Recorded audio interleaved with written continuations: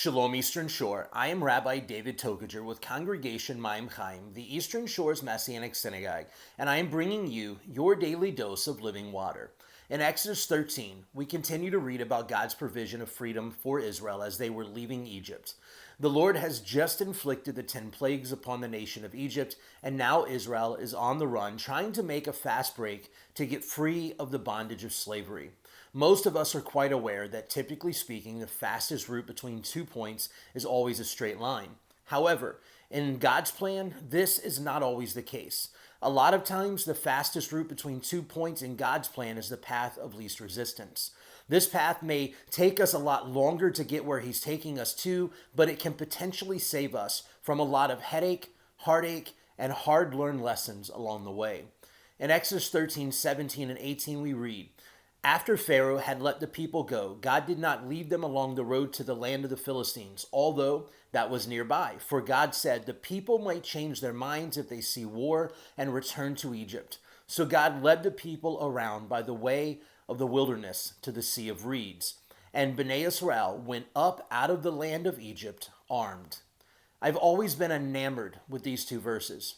Israel just experienced the mighty power of God as He brought them freedom from Egypt, but God knew they weren't quite ready to face a battle with the Philistines.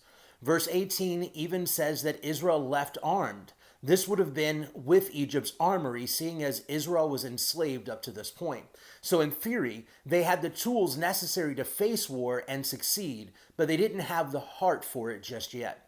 So rather than taking Israel in a direction He knew they didn't have the heart for, the strength for, the readiness for, or the discipline for, God took Israel in a roundabout way to the Sea of Reeds.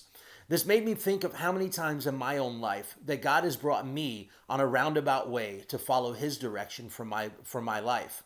As He has led me to His call for my life, the children He has blessed me and my wife with, our congregation we now lead, the friendships we have developed over the years, and so much more. How many battles has He diverted my direction from because He knew I wasn't quite ready for them yet? How many times have I experienced those roundabout journeys and grumbled and complained about the added time to the trip? How many lessons of faith and discipleship have I learned on those roundabout journeys that I would have missed out on had I ran headfirst into battle? How many lives has God used me to touch, and how many people have touched my life in these roundabout journeys?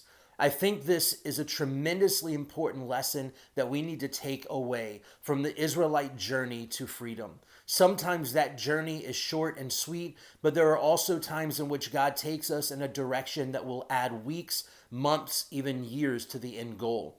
But He has a plan, and He has the foresight to know what is laying ahead of us. He knows the snares and the traps we might not see. He knows the battles we aren't quite ready for, and He knows the difficulties that might just prove to be faith-wrecking in our lives. May we learn to rejoice in the spiritual blessings of the roundabout journeys. Shalom.